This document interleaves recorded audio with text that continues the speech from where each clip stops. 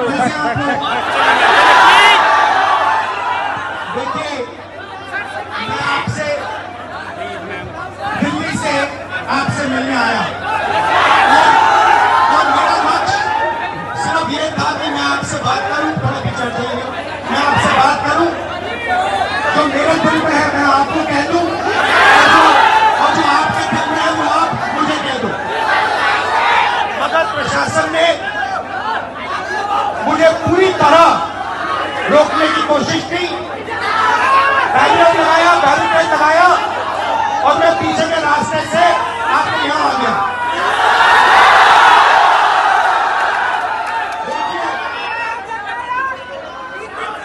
दलित, पिछड़ा वर्ग, अति पिछड़ा वर्ग, आदिवासी वर्ग, आपके खिलाफ इस देश में 24 घंटा अत्याचार होता है,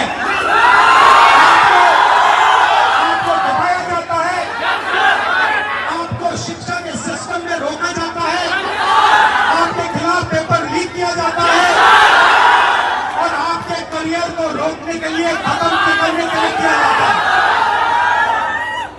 हमने 3 मांगे की है।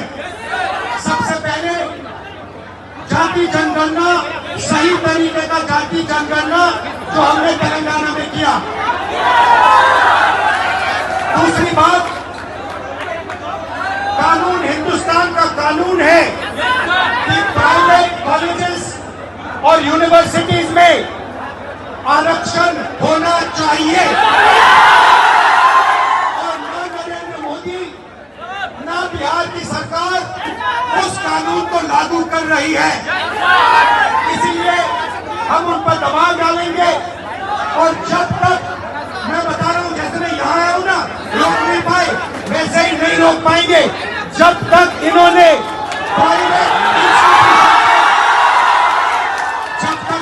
प्राइवेट इंस्टीट्यूशन में रिजर्वेशन नहीं किया, तब तक हम आगे बढ़ते जाएंगे।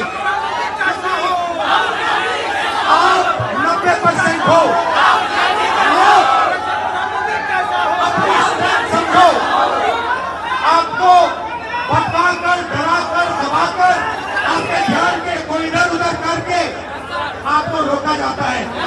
इस देश में आपके लिए कोई जगह नहीं है।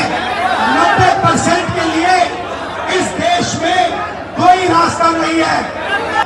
एजुकेशन सिस्टम के मालिकों को देखो, मेडिकल सिस्टम के मालिकों को देखो, आपके लोग कितने जीरो, मगर मनरेगा की लिस्ट निकालो, आपके लोगों से भरी हुई है। मजदूरों की लिस्ट निकालो, आपके लोगों से भरी हुई है।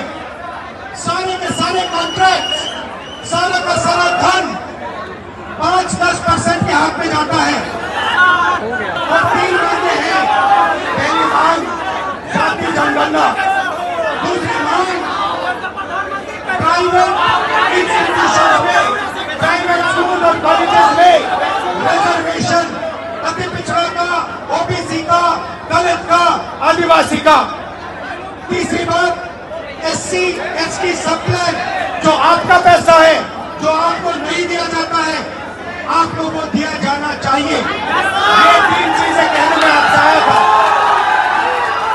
ये बात समझिए, आप एक बात समझिए, बिहार की पुलिस ने अभी मुझे रोकने की कोशिश की, रोक नहीं पाई। पता है क्यों नहीं रोक पाई?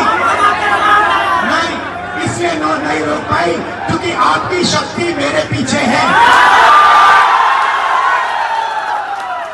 आपकी शक्ति मेरे पीछे है, इसलिए कोई, दुनिया की कोई शक्ति उसको रोक नहीं सकती है। हमने कहा, हमने नरेंद्र मोदी से कहा, पार्लियामेंट में कहा, तुम्हें जाति जनगणना करना पड़ेगा।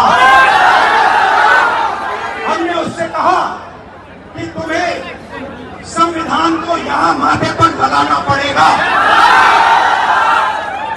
नरेंद्र मोदी जी ने आपके दबाव से डर कर जाति जनगणना हिंदुस्तान में घोषित किया और जो 90% हिंदुस्तान की गरीब आबादी है, अति पिछड़ा, दलित, आदिवासी, माइनॉरिटी, ये इन सब के खिलाफ है।